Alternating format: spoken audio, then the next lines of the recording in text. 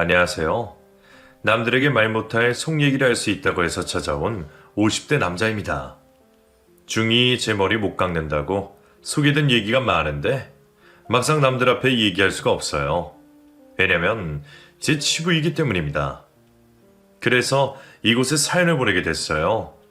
제 이야기를 듣고 욕을 하신 분도 또는 응원을 주신 분도 계시겠지만 욕이 내어서 속풀이해 보겠습니다. 저는 서울에서 태어났어요. 그리고 대학교까지 서울 토박이로 자랐고요. 외동으로 태어나서 부모님의 지원 아래 대학을 진학하면서 큰 어려움 없이 공부할 수 있었고 남들 하는 만큼 다 하면서 자랐어요. 지방에서 하는 말로 포시랍게 컸죠. 아버지는 직장 생활에 바쁘셨고 어머니는 전업주부셨는데 자식이 저 하나다 보니 어머니의 모든 신경은 저에게 집중이 됐어요. 저의 학교 생활에도 관심이 많으셔서 학부형이 참아야 하는 학교 행사나 업무에 빠짐없이 나서서 하셨고 학부형 대표를 하시기도 했고요.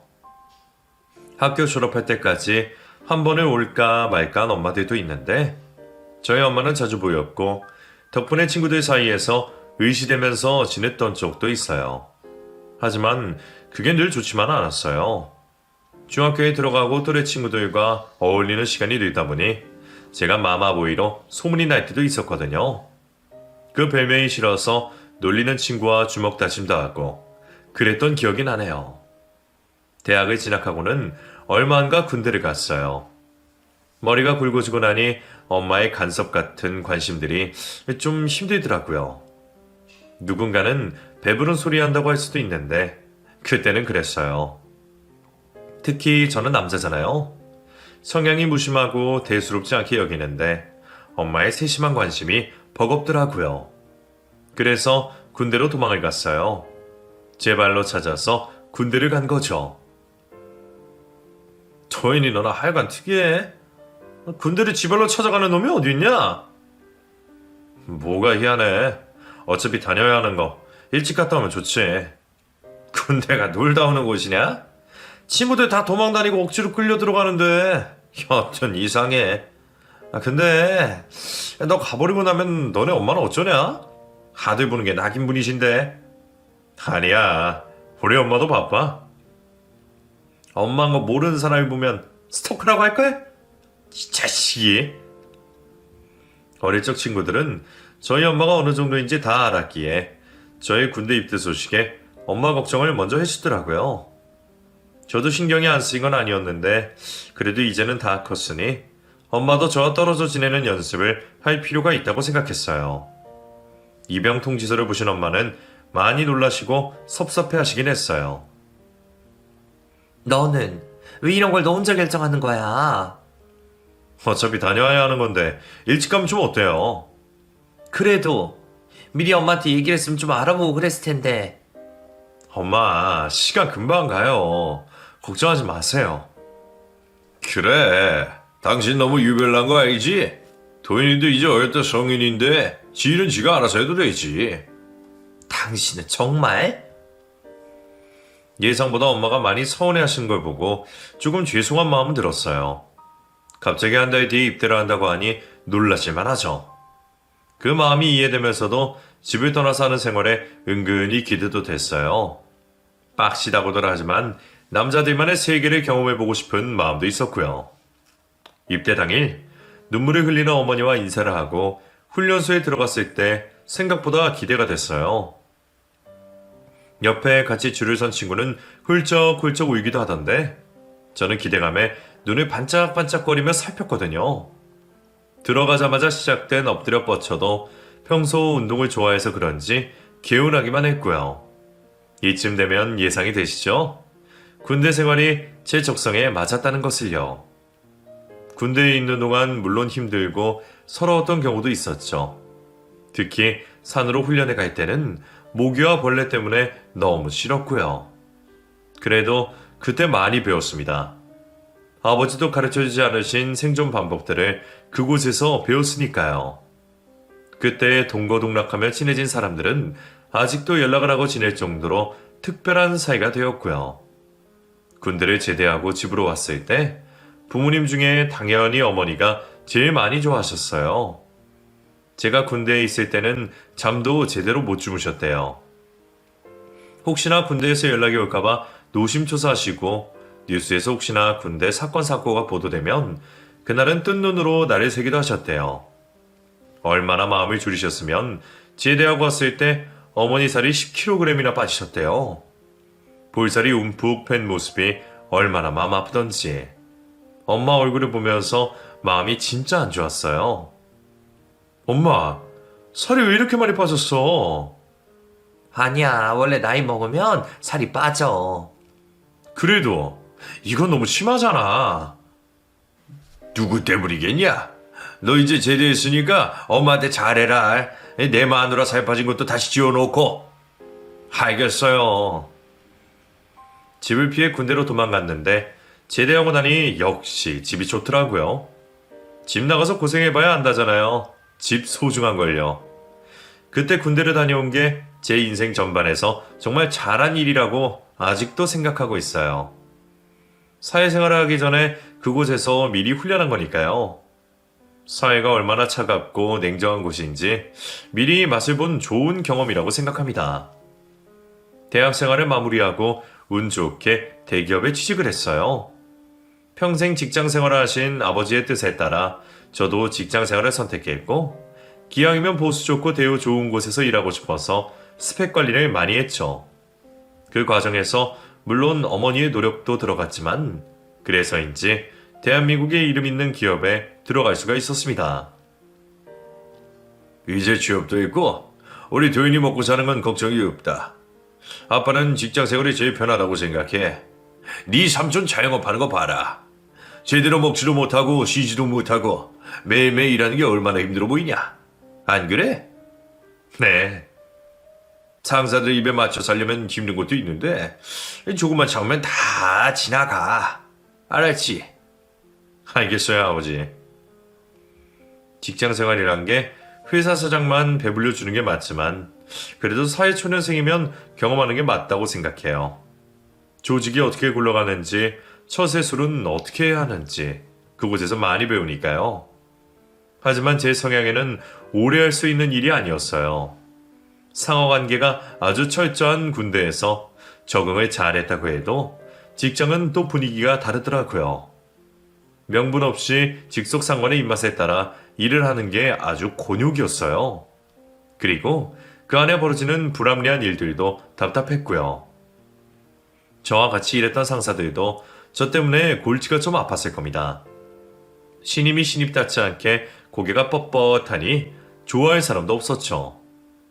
저는 저대로 갈치당하는 듯한 분위기가 싫었고요. 결국 입사한 지 6개월 만에 퇴사를 하고 말았어요. 당연히 집에서는 난리가 났고요. 남들을 들어가고 싶어도 못 들어가는 데를 왜 네 발로 뻥차고 나와? 대체 무슨 생각이 그래? 여보, 화내지 말고 얘기해요. 도윤이도 생각이 있겠죠. 생각은 무슨 생각? 이 철딱선이 없는 자식. 지금까지 먹여주고 재워주고 공부시켜줬더니 지 잘난 맛만 알아가지고. 아버지, 저랑 직장은 맞지가 않아요. 저는 그렇게 일하고 싶지 않아요. 그렇게라니. 그렇게가 뭔데? 네 아빠는 그런 곳에서 수십 년을 일했는데.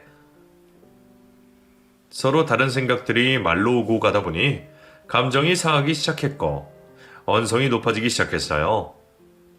저도 부모님이 무슨 마음이신지는 알 것 같았어요. 정규직으로 입사를 했으니 정년을 보장받으면서 일하면 별일 없이 먹고 사는 게 해결이 되니까요. 그렇게 살면 편하게 산다고 생각하셨겠죠. 그런데 그곳을 제 발로 뻥 차고 나왔으니 얼마나 아까우시겠어요. 하지만 사람이 적성이란 게 있잖아요. 그건 사람마다 다 다른 거고 저도 다른 일을 해보고 싶기도 했고요. 그런 제 입장을 말씀드렸지만 아버지는 더 화를 내셨고 저도 홧김에 집을 나와버리고 말았어요. 야, 너는 나이가 몇 갠데 집을 나오냐? 이거 무슨 사춘기냐? 몰라, 속 시끄러워. 아이고, 배부른 놈. 아이, 잔소리 할 거야? 갈 곳이 없어서 찾아간 친구의 자취방에서 친구가 또 한껏 잔소리를 퍼붓더라고요. 곱게 커서 세상 물정을 모른다나 어쩐다나 맞는 말을 하니까 더 짜증이 나더군요. 대책이 있냐는 친구의 물음에 대답도 없이 침대에 벌러덩 누워버렸어요. 저도 막상 상황이 그렇게 되니 막막한 기분이 들었거든요. 며칠 친구 자취방에서 뒹굴거리고 있는데 친구가 전화가 왔어요. 도현아, 너 오늘 약속 없지? 여기 가게 나와서 일 좀 해. 알바 오늘 쬐어. 내가 대신 일할 수 있는 거야? 나 아무것도 모르는데. 별로 안 어려워. 내가 알려줄게. 휴대폰 판매점에서 일을 하고 있는 친구가 갑자기 불러냈어요. 대타로 일 좀 하라고요. 조금만 배우면 할 수 있다면서 나오라고 해서 갔는데 하다 보니 의외로 재미가 있더라고요. 거기 가게 사장님은 여직원은 절대로 안 쓴다면서 남자 직원만 썼는데 딱 3명이서 일을 했어요. 시내 중심가에 있는 판매점이라 손님도 많고 한번 개통에 남는 것도 많았어요. 일을 하다 보니 점점 관심이 생겼고 일을 짠 알바 자리가 제가 꽤 채워 들어갔죠. 잘만 하면 돈이 될 것 같은 냄새가 솔솔 풍겼거든요. 그렇게 대기업을 나오고 핸드폰 판매점 직원이 됐어요. 보수도 대우도 이전에 일했던 곳과 비교가 되지 않았지만 그곳에서 일을 했던 건 저만의 계획이 있어서였죠. 일을 배우고 나서 저도 그런 핸드폰 판매점에 차려야겠다는 생각을 했어요. 직원은 고작 200~300 벌어가는 걸 그 사장은 1000 단위로 돈을 벌어갔거든요. 어떻게 하는지 다 아는데 왜 직원만 해요? 이왕이면 사장을 하지. 그래서 일을 꼼꼼히 배워나가기 시작했어요. 가게를 차리려면 미천이 있어야 하잖아요. 그래서 월급 대부분을 모았습니다. 친구 집에서 같이 자취를 하면서 생활비는 최소한으로 썼어요. 식비는 아끼려고 점심 때 왕창 먹고 저녁은 간단하게 해결했어요. 그리고 점심을 먹을 때마다 공깃밥 2개, 3개씩 먹었죠. 야, 너 공깃밥 3개 다 먹냐? 너 식충이냐? 에이, 사장님, 한잔 잘 먹을 때잖아요. 배 든든하게 하고 또 손님께 상냥하게 하고 그러잖아요. 자식 둥글둥글 해가지고는 배부르다고 졸지나 봐. 네네, 알겠습니다. 식충이란 소리도 들었지만 아무렇지 않았어요. 제 인생에 있어서 그런 소리를 들어는 봤겠어요? 그런데 기분이 전혀 나쁘지 않더라고요. 저에게는 목적이 있었으니까요. 사장님과 친해져서 영업 비법을 배우는 것도 저의 수단이었고요. 그렇게 4년 동안 직원으로 일을 했습니다. 나중에는 친구가 다른 판매점 점장으로 가고 제가 그 매장 점장으로 관리도 했어요. 그렇게 하면서 전산까지 빠삭하게 다 배워버렸죠. 돈만 내게 되면 만사 OK였어요. 안 먹고 안 쓰고 해서 4년 동안 1억 5천만 원을 벌었어요. 그리고 그걸로 제 핸드폰 가게를 오픈했습니다. 일을 그만두겠다고 했을 때 사장님이 붙잡으셨어요. 저 덕분에 수월하게 장사하셨으니 당연한 일이었죠. 하지만 저는 제 가게를 차리고 싶다고 말씀드렸고 상도를 지키기 위해 지방으로 내려갔습니다. 지방에서 장사한다고 하니 사장님도 좋게 보내주시더라고요. 모은 돈이 있었지만 솔직히 가게를 내기에 넉넉한 돈은 아니었어요. 대출도 내고 억지로 맞춰서 판매점에 낼 수 있었고 예전 사장님이 많이 도와주셔서 그것도 가능했습니다. 제 가게를 차리고 미친 듯이 일만 했어요. 자리를 잡기까지 하루에 몇 시간만 자면서 모든 신경을 가게에만 집중했죠. 그랬더니 조금씩 손님이 늘었고 가게도 2개, 3개까지 확장을 했어요. 늘어난 가게만큼 직원도 늘었고 제가 할 일도 많아져 눈코 뜰 새가 없어졌어요. 그래서 집에 안부 전화도 자주 못했는데 어느 날 어머니가 전화를 주셨어요. 밥은 먹고 다니니? 엄마. 엄마는 식사 잘하세요? 아버지는? 안 그래도 할 말이 있어서 네가 집에 와야 할 것 같다. 왜요? 무슨 일인데요? 네 아버지가 좀 편찮으셔. 아버지가? 평소에 건강관리를 많이 하셨기에 편찮으시다는 소리에 깜짝 놀랐어요. 겨울에 감기도 잘하지 않는 분인데 대체 어디가 아프신 거지? 저는 부랴부랴 본가로 갔어요. 서울에 도착했다고 전화를 했더니 어머니가 병원을 알려주시는 거예요. 아버지가 병원에 입원을 하셨다면서요. 순간 보통 일이 아니구나 싶었습니다. 급하게 병원으로 가보니 아버지는 입원실에서 잠들어 계셨고 근심 가득한 얼굴에 어머니가 계셨어요. 얼마나 신경을 많이 쓰셨는지 머리가 새하얗게 새어버린 느낌도 들더군요. 엄마, 아버지 어디가 아프신 건데? 놀라지 마. 아버지, 간암이시래. 뭐? 간암? 엄마는 제 손을 붙잡고 눈물을 터뜨리셨어요. 저도 아버지의 병명을 듣고는 머리가 새하얘지는 기분이었고요. 엄마는 저를 보자 안심이 되셨는지 한참이나 울음을 그치지 못하셨어요. 요즘 자주 피곤해 하셨는데 그게 암 때문인 줄은 꿈에도 몰랐어. 어쩌면 좋니? 엄마, 요즘 암은 치료가 된대. 수술할 수도 있고. 아빠 이렇게 무너지실 분 아니잖아. 어? 말기래. 간암 말기. 수술도 할 수 없을 지경이라고. 왜 여태 그걸 모르고 있었는지. 다 내 탓이야. 다 내 탓이야. 간암 말기라니. 상황이 생각보다 심각했어요. 당장 의사 선생님을 만나고 싶었지만 오열하는 어머니를 달랜다고 한참이나 있어야 했어요. 겨우 엄마를 진정시키고 담당 의사 선생님을 만나봤지만 듣고 싶은 말을 들을 수는 없었어요. 수술을 할 수는 있지만 가망이 없다고. 차라리 요양하시며 마지막을 정리할 시간을 주시는 게 나을 것 같다는 말에 저는 좌절하고 말았어요. 그렇게 많이 울었던 적은 머리가 굵어지고 처음인 것 같아요. 늘 듬직하게 제 곁에 계실 줄 알았는데 언젠가는 이별을 해야 한다는 걸 알고 있었지만 이렇게 빨리 헤어지게 될 줄은 꿈에도 몰랐죠. 병실에 올라가 잠든 아버지의 손을 가만히 잡았어요. 살이 다 빠져 앙상해진 손을 잡으며 그동안 무심했던 저를 후회했습니다. 하지만 너무 늦은 후회였어요. 결국 아버지는 집으로 오시게 됐어요. 어머니는 순간순간 울음을 터뜨리셨고 아버지는 담담하셨어요. 그러다 저에게 말씀을 하셨는데 만나는 아가씨는 있냐? 아가씨요? 그래. 내가 가기 전에 네가 참한 아가씨랑 짝이 되는 걸 보고 가야 하는데 이렇게 예비가 되어서 자식 결혼식도 못 보고 세상을 떠나다니. 내가 죄인이다. 내가 죄인이야. 아버지, 저 만나는 사람이 있어요. 다음 주에 데리고 올게요. 정말이냐? 진짜야? 네, 사람이 참 좋아요. 아버지도 보시면 마음에 드실 거예요. 사실 만나는 여자 따위 없었습니다. 그동안 연애를 하지 않은 건 아니었지만 저에게 접근해오는 여자들 대부분 돈에 관심이 많은 사람들이었어요. 제가 색안경을 끼고 봤을지도 모르지만 죄다 의도가 있는 것 같은 여자들이라 가볍게 만나고 헤어지기를 반복했죠. 딱히 제 마음을 사로잡는 사람도 없었고요.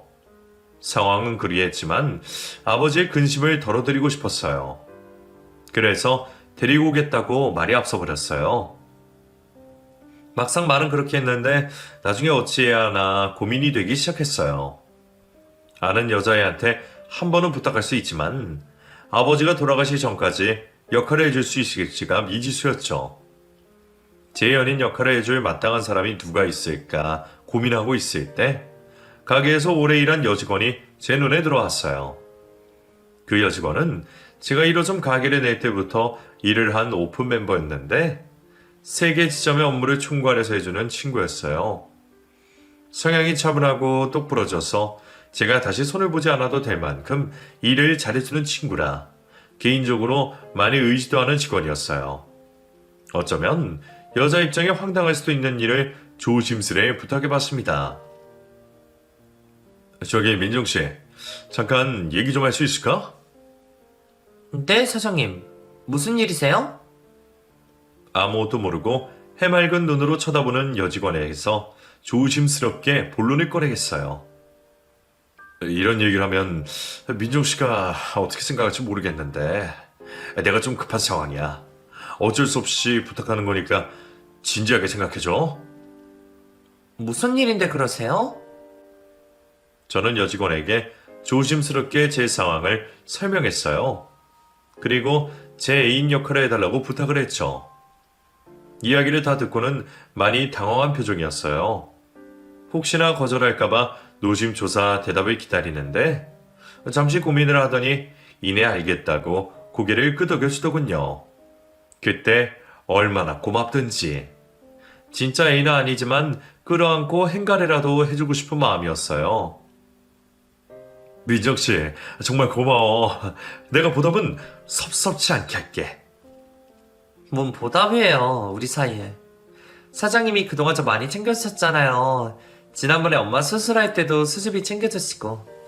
보답 안 하셔도 돼요. 저도 은혜를 갚는 거니까요. 그래도 그거랑 이거랑 다르지. 곤란했을 텐데. 고마워 정말. 여직원 덕분에 제 고민은 바로 해결되었고 그 다음 주에 그 여자와 함께 아버지 병문안에 갔어요. 사근사근하고 처분한 그 여자를 보며 아버지는 정말 마음에 들어 하셨어요. 오랜만에 웃는 얼굴을 보고 있자니 제가 더 기분이 좋더라고요. 어머니도 아버지가 기분 좋아 보인다고 기뻐하셨고요. 이후 그 여자는 제 애인 역할을 제대로 해주었고 그동안 못했던 효자 노릇을 하는데 많은 도움을 줬습니다. 그리고 말이 시가 된다고 하죠. 가짜로 연인인 척했지만 저희는 진짜로 연인이 되었어요. 그리고 얼마 안 가 결혼까지 하게 됐죠. 저희 결혼식 날 아버지가 힘들게 참석하셨는데 그날만큼은 전혀 아픈 곳이 없는 사람 같았어요. 화장을 해서 그런지 혈색도 좋아 보이셨고요. 배백을 하는데 아버지가 저희 손을 꼭 잡으시며 당부 말씀을 하셨어요. 네가 결혼식을 하는 걸 보다니 정말 꿈만 같다. 세아가 우리 도인이랑 결혼해줘서 정말 고맙다. 이제 나는 죽어도 여한이 없어. 아버님, 그런 말씀 마세요. 저희랑 오래오래 함께 계셔주세요. 그래. 우리는 결혼식을 올리고 신혼여행을 나중으로 미뤘어요. 아버지 건강이 좋아지시면 그때 신혼여행을 가기로 했거든요. 남들 다 가는 신혼여행을 미루는 게 좋지는 않았을 텐데도 아내는 제 말을 따라줬어요. 정말 고마운 사람이죠. 우리가 결혼식을 올리고 몇 주 뒤에 아버지의 병세가 급격히 안 좋아졌고 결국엔 세상을 떠나시고 말았습니다. 어느 정도 예상된 이별이었지만 아버지를 잃은 슬픔은 정말 컸습니다. 그나마 병마와 싸우는 동안 조금씩 마음의 준비를 하고 있었기에 장례식장은 차분하게 진행이 됐어요. 남들보다 이른 나이에 세상을 떠나셨기에 찾아주시는 분들이 많았고 한 분 한 분 정말 감사했습니다. 아버지를 보내드리고 저희는 본가에 들어가서 어머니와 함께 살게 됐어요. 혼자 계실 엄마 때문에 도저히 따로 살 수가 없더라고요. 어머님이랑 같이 살게 되어서 불편하지. 미안해. 괜찮아요. 이제 어머니도 내 부모님인데 미안한 게 어딨어요. 그런 말 안 해도 돼요. 민정아, 내가 진짜 잘할게. 사랑한다. 나도. 아내는 미안해하는 저에게 웃어줬어요. 그 미소가 얼마나 사랑스럽던지. 정말 제가 가진 전 재산을 다 주어도 아깝지가 않더라고요. 그리고 우리 어머니께도 친딸처럼 마음 써주고 챙겨줘서 너무 고마웠어요. 그렇게 아버지의 빈자리에 익숙해져 가고 있었죠. 어머니도 시간이 갈수록 기운을 내셨고요. 평온하게 살아가던 일상 중에 불행이 다시 찾아왔어요. 아버지가 돌아가시고 멀리 간 줄 알았던 불행은 저희 가까이에 있었더라고요. 일을 하고 집에 왔는데 아내가 이상한 소리를 했어요. 어머니에 대한 이야기였죠. 어머님이 요즘 좀 이상한데? 식사를 분명 하셨는데 안 드셨다면서 자꾸 밥을 차리고 하셔. 뭐? 엄마가? 오늘만 해도 식사를 6번이나 하셨어. 자꾸 드셔서 배가 빵빵하실 때도 자꾸 배가 고프시대. 이상한데? 내가 엄마의 얘기 좀 해볼게. 아내의 말이 보통 일이 아닌 것 같아 바로 어머니께 갔고 자리에 앉자마자 어머니 험담이 시작됐어요. 천연이나 밥을 안 줘. 저것이 나를 굶겨 죽일 모양이야. 아저씨, 나 밥 좀 줘요. 어? 엄마 왜 그래요? 아저씨, 누구야? 나 알아요? 이거 나요. 어머님 왜 그러세요? 어머님 아들이잖아요. 나 몰라. 나 몰라. 낯선 어머니의 모습에 의심되는 병이 있었지만 제발 그 병만은 아니기를 바랬습니다. 낯선 사람처럼 행동하고 저도 못 알아보는 어머니의 낯선 행동은 결국 치매라는 판정을 받았어요. 아버지가 돌아가시고 얼마 지나지 않아 어머니까지. 불행이 한꺼번에 닥쳐와서 한동안 많이 힘들었어요. 불행이란 것이 저에게만 들러붙어 있는 것 같더라고요. 마음이 힘들어 밥도 제대로 못 먹을 때 아내가 곁에 있어서 큰 힘이 되었어요. 어머니가 치매에 걸리셨지만 요양병원으로 모실 수는 없었어요. 그래서 아내가 집에서 어머니를 모셨죠. 저도 압니다. 병에 걸린 사람을 집에서 돌보는 게 얼마나 힘든 일인지요. 더군다나 치매 환자인데도요. 하지만 혼자 된 엄마를 병원에 모시는 건 죽어도 싫었어요. 다행히 아내가 제 마음을 헤아려줬고요. 미안해. 또 힘들게 하네 내가. 괜찮아요. 당신이 어떤 마음인지 다 알아. 잠깐 정신이 없으신 것 뿐인데 병원으로 모시는 건 나도 싫어.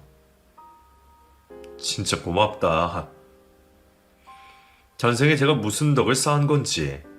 마음이 너무나 고운 아내는 제 마음을 편하게 해줬고 덕분에 저도 바깥일에 집중할 수가 있었어요. 아침에 일어나 출근을 하고 나면 집안에서 무슨 일이 일어나는지 전혀 알 수가 없었어요. 왜냐면 아내가 어머니에 관련된 문제로 저에게 전화를 하지 않았거든요. 그래서 할 만한 줄만 알았어요.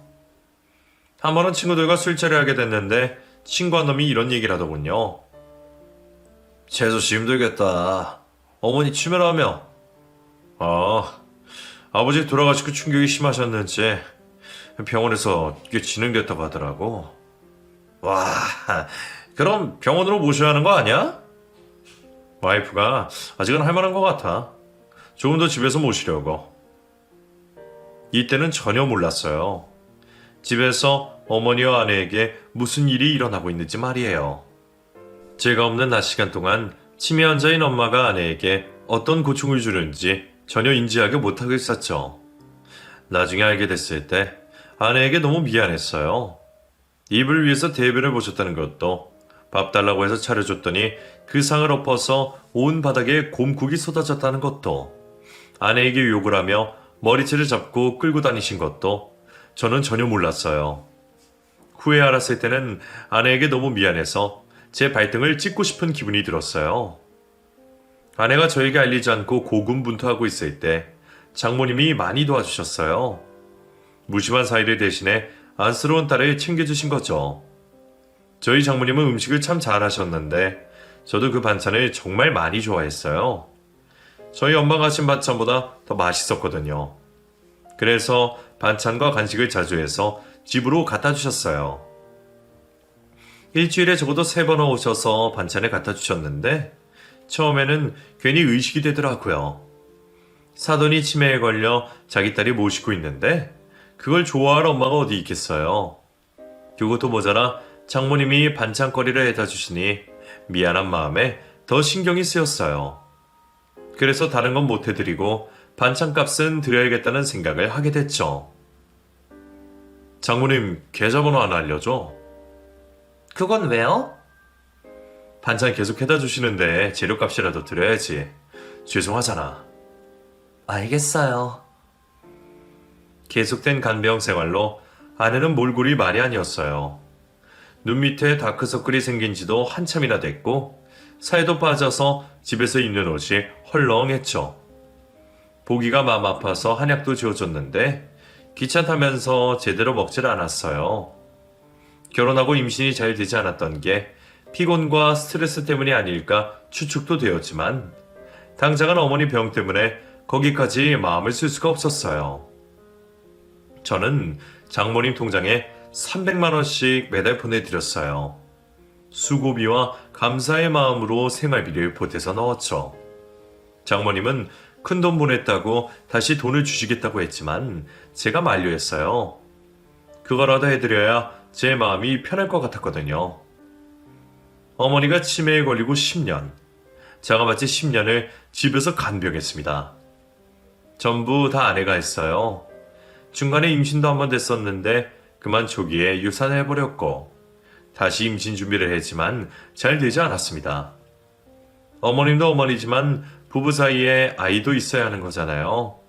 그래서 아내에게 어머니를 요양원으로 모시자고 했어요. 한 번 더 임신되면 그때 모셔요. 여태 집에 계셨는데 갑자기 요양원으로 모시는 것도 좀 그래. 이제는 연세가 있으셔서 환경이 바뀌면 건강이 어찌 되실지도 모르고. 당신이 너무 힘들어서 어떡해. 집에 도움이 오시잖아요. 같이 하면 되니까 나는 괜찮아요. 어딜 봐도 참 모난데 없이 고마운 사람이었어요. 마음이 쓰여서 요양원 얘기를 먼저 꺼냈지만 솔직한 제 마음은 집에서 모시고 싶었거든요. 하지만 언제까지 제 욕심대로만 할 수가 없어서 아내가 원하면 병원으로 모실 생각이었는데 조금만 더 해보겠다는 말에 진심으로 고마웠어요. 시간이 흐르는 동안 제가 하던 일은 점점 매출이 떨어지게 되었어요. 온라인으로 구매하는 것도 많았고 현금을 많이 보유한 업체도 여럿 생겨서 죄다 경쟁해야 하는 시장이었어요. 한 가지 업을 10년 이상 유지한다는 거, 그거 정말 힘드는 일이거든요. 월천은 우습게 보이던 시절도 있었지만 점점 수입이 줄어들었고 제 나이도 먹어갔어요. 장모님은 여전히 반찬을 해다 주셨는데 연세가 있으시다 보니 손맛이 조금씩 바뀌시더군요. 그래도 어쩌겠어요. 제가 아들 노릇한다 생각하고 매달 입금해드리던 돈은 계속 보내드렸어요. 그런데 반찬 맛이 점점 더 이상해졌습니다. 어느 순간부터 손맛이 조금 바뀐 정도가 아니게 되었어요. 밥을 먹다가 비리거나 간이 안 되었거나 짜서 숟가락을 놓게 되더라고요. 그렇다고 아내에게 반찬 투정을 하기도 못해서 잠자코 있었는데 저도 나이가 들어 체력이 떨어지니 집에서 먹는 밥 한 끼에 슬슬 짜증이 나기 시작했어요. 이제 당신이 반찬하면 안 돼? 장모님도 힘드실 텐데. 안 그래도 내가 한다고 하는데 엄마가 계속 갖다 주셔요. 그래? 당신 이 찌개 먹어봤어? 찌개? 오늘 온 거라 아직 안 먹어봤는데. 왜요? 맛 없어? 나 집에서 한 끼 먹어. 아침 안 먹고 나가니까 당신도 편하잖아. 저녁만큼은 맛있게 먹고 싶다. 알았어요. 내가 할게. 돌려 말한다고 한 건데 아내는 기분이 상해 보였어요. 그렇다고 비위가 상할 정도로 맛이 이상해졌는데 참고 계속 먹을 수가 없더라고요. 게다가 매달 300만 원씩 통장에 보내드리는 것도 살짝 부담이 되고 있었기에 아내가 반찬을 하면 용돈을 줄일 생각도 있었고요. 얘기를 했으니 곧 밥상이 달라지겠지 여겼지만 여전히 비이상한 반찬들이 식탁에 올라왔어요. 계속 싫은 소리를 할 수 없어서 결국 저녁도 밖에서 해결하는 날이 많아졌죠. 때문에 은근히 저도 불만이 쌓이고 있었어요. 오랜만에 친구들이랑 술 모임이 잡혀 늦게까지 술을 먹고 집에 들어갔어요. 아내는 술에 쩔어 들어온 저 때문에 기분이 상했는지 다음날 아침 집에 없더라고요. 늦게 일어나 급하게 가게에 나가야 했는데 집에 혼자 계신 엄마가 마음에 쓰였어요. 그래서 아내에게 전화를 걸었죠. 당신은 어디야? 나 출근해야 하는데 집에 없으면 어떡해? 잠시 볼일 나왔어요. 곧 들어가니까 당신 출근해요. 에이 사람이 진짜. 나중에 볼일 보면 되지. 알았어 얼른 들어와. 얼마나 중요한 일이라고 아침부터 밖에 나갔나 싶어 짜증이 밀려왔어요. 뜨끈한 국물에 속풀이라도 하고 싶었지만 늦어서 그럴 시간도 없었죠. 어머니가 아직 주무시는 걸 보고는 급하게 집을 나섰어요. 오전 업무를 마치고 집으로 들어갔습니다. 뜨거운 물에 목욕도 하고 밥도 먹고 나올 생각이었어요. 그런데 집에 와보니 아내가 없는 겁니다. 게스트를 보니 어머니 아침은 차려준 모양인데 또 집을 비웠더라고요. 곧 들어오겠지 싶어 목욕을 하고 나왔는데도 들어오지 않았고 제 전화도 받지 않는 거였어요. 가스레인지에 장모님이 해주신 소고기국이 있길래 우선 데웠어요. 밥 한 술 말아서 먹고 다시 나갈 생각에 급히 흰쌀밥을 말았는데 한 숟가락 입에 넣고는 바로 뱉어냈습니다. 분명 소고기국인데 뭘 넣으신 건지 비린 맛이 강하게 올라왔어요. 술 먹어서 예민한 속에 냄새까지 역하니 헛구역질이 나왔습니다. 그날은 모든 게 엉망이었어요. 아침에 눈을 떠서부터 말입니다. 그 원인은 아내의 부재였죠. 다시 핸드폰을 들어서 받을 때까지 통화를 눌렀어요. 한 번, 두 번, 세 번째 걸었을 때 달칵하고 전화를 받더군요. 저는 아내 목소리가 들리자 다짜고짜 소리를 질렀어요. 당신 대체 뭐 하는 사람이야? 왜 나가서 안 들어오는 거야? 어머니까지 혼자 두고 말이야. 지금 제정신인 거야? 내가 일이 좀 있어서 그래요. 당신이 일 있을 게 뭐가 있어? 해봤자 아줌마들이랑 커피 한잔 하는 거 아니야? 당장 집에 들어와. 저는 당장 집에 들어오라고 소리를 꽥 질렀습니다. 하지만 아내의 대답은 제 예상 밖이었어요. 지금 못 들어가요. 뭐? 당신 대체 어디야? 엄마 집이요. 처갓집에 있다는 소리에 저는 당장 가겠다고 거기서 딱 대기하고 있으라고 했어요. 안 그래도 이런저런 불만이 있던 터라 할 말 좀 해야겠다 싶기도 했고요. 낮에 온 도우미에게 어머니를 맡기고는 한달음에 처갓댁으로 갔습니다. 익숙한 대문 앞에 도착해 문을 벌컥 열고 들어갔어요. 거실로 들어가니 소파에 앉아있는 아내와 장모님이 보였어요. 이리 나와. 얘기 좀 해. 장모님 앞에서 큰 소리 칠 수는 없어서 밖에 나가자고 했어요.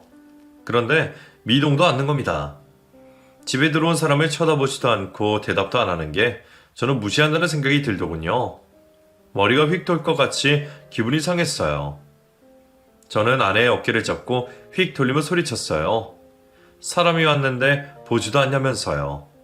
그런데 아내의 얼굴을 보고는 당황했어요. 아내의 얼굴이 눈물 범벅이었거든요. 당신 왜 울어? 무슨 일이야? 어? 저는 당황해서 바로 태도를 달리했어요. 그랬더니 아내가 제 손을 잡으며 엄마가 치매이신 것 같아. 세상에 장모님이 치매라니. 저의 엄마에 이어 장모님까지 치매라니. 너무 놀라고 황당했어요. 저도 그렇게 놀랐는데 아내는 자기 엄마인 아내는 얼마나 놀랐겠어요. 울음을 좀 채 그치지 못하는 아내를 달래며 장모님을 쳐다봤어요. 멍한 표정으로 자기 딸이 울고 있는 것만 보고만 있는 장모님. 그 장모님을 보고 있자니 제 눈에도 뜨거운 눈물이 흐르기 시작했습니다. 장인이 일찍 돌아가시고 혼자 아내를 키우신 장모님은 결혼 후에도 딸의 행복한 결혼 생활을 위해 애를 많이 써주셨어요. 얼마나 정성이었으면 아픈 사돈의 반찬까지 해다가 주셨겠어요.